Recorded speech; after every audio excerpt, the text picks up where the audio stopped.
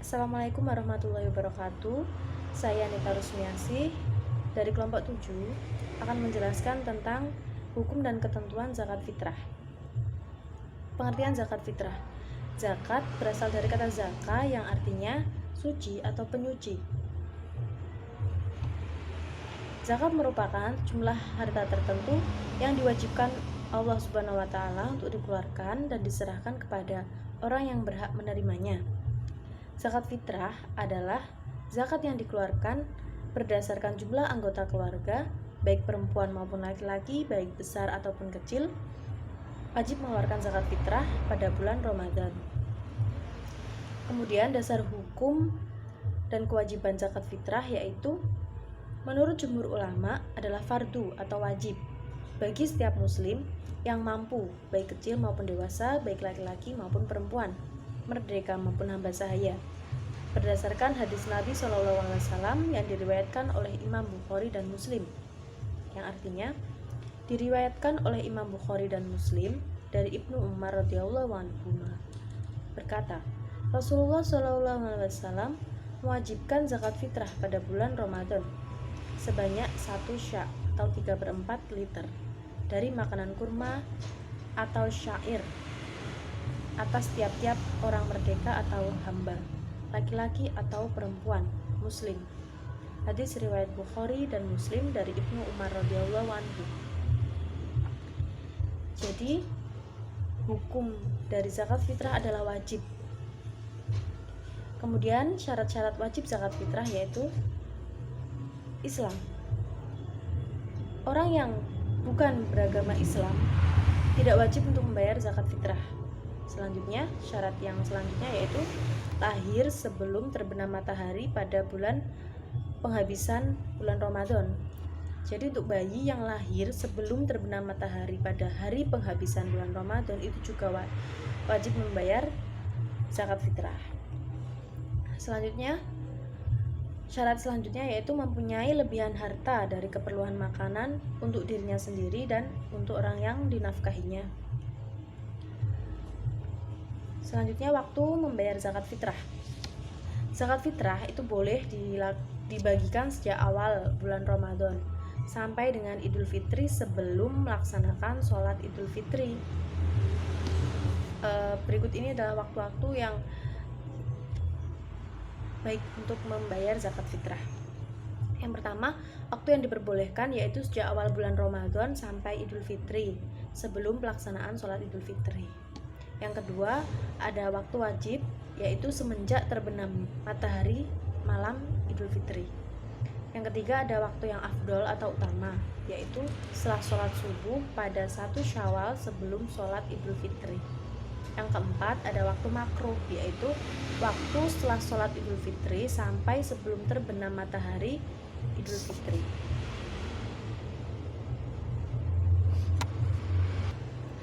Adapun hadis yang telah mengemukakan tentang ini yaitu hadis yang diriwayatkan oleh Abu Daud dan Ibnu Majah, yang artinya Rasulullah SAW telah mewajibkan zakat fitrah untuk membersihkan orang yang berpuasa dan untuk memberi makan orang miskin.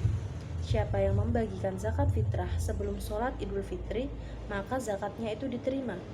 Dan siapa orang yang membagikan zakat fitrah setelah sholat Idul Fitri, maka ia termasuk sedekah biasa. Selanjutnya, untuk orang-orang yang berhak menerima zakat.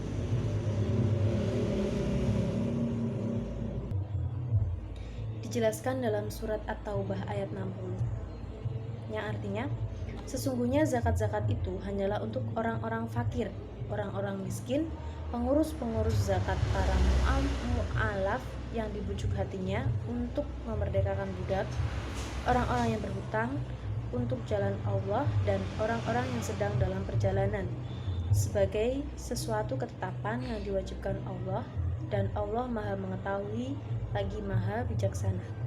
Sehingga dapat kita ketahui bahwa orang-orang yang berhak menerima zakat antara lain yang pertama, fakir, yaitu orang-orang yang tidak mampu, tidak mempunyai harta dan tidak mempunyai penghasilan tertentu. Yang kedua, miskin, yaitu orang-orang yang mempunyai penghasilan yang tentu, tetapi penghasilan itu tidak mencukupi kebutuhan sehari-harinya. Yang ketiga, amil, yaitu orang yang bekerja menghimpunkan dana dan membagikannya kepada yang berhak menerimanya. Yang keempat, itu mu'alaf, yaitu orang-orang yang masih lemah hatinya, seperti yang baru masuk Islam. Mereka diberi zakat agar supaya menjadi kuat hatinya tetap memeluk agama Islam. Yang kelima, riqab, yaitu hamba atau budak yang akan dimerdekakan oleh tuannya jika dibayarkan uang ataupun lainnya kepadanya. Yang keenam, ghorim, yaitu orang-orang yang mempunyai hutang yang tidak kuasa membayarnya. Yang ketujuh adalah sabilillah, yaitu orang-orang yang sukarela berperang pada jalan Allah dengan tidak memandang upah atau pangkat dan sebagainya. Yang kedelapan yaitu ibnu sabil, yaitu orang-orang yang berpergian jauh. Adapun orang yang tidak berhak menerima zakat, yaitu yang pertama, orang kaya dengan harta atau kekayaan dengan usaha atau penghasilannya. Yang kedua, keturunan Rasulullah SAW. Yang ketiga, orang dalam tanggungan yang berzakat. Artinya, orang yang berzakat tidak boleh memberikan zakatnya kepada orang yang dalam tanggungannya dengan nama fakir atau miskin, sedangkan mereka mendapatkan nafkah yang mencukupi. Selanjutnya, kadar dan jenis benda yang dikeluarkan untuk zakat fitrah. Kadar zakat fitrah adalah 1 syak gandum, kurma, kismis, beras atau jagung atau makanan pokok yang berlaku di daerah masing-masing. Kalau di Indonesia, yaitu beras dengan kadar kurang lebih 2,5 kilo. Selanjutnya, hikmah dan tujuan zakat fitrah. Tujuan zakat fitrah yaitu yang pertama, untuk mensucikan orang yang berpuasa dari perbuatan sia-sia yang dilakukan di bulan Ramadan, seperti dosa akibat berkata kotor dan sia-sia, menggunjing orang, mencaci maki dan sebagainya. Yang kedua, mensucikan orang berpuasa dari dosa karena berbuat rafats, yaitu tindakan dalam bentuk berjumpa rayu antara suami istri yang menyebabkan timbulnya nafsu birahi. Yang ketiga, untuk memberi makan fakir dan miskin dalam menghadapi Idul Fitri, agar mereka dapat merasakan bahagianya merayakan Idul Fitri.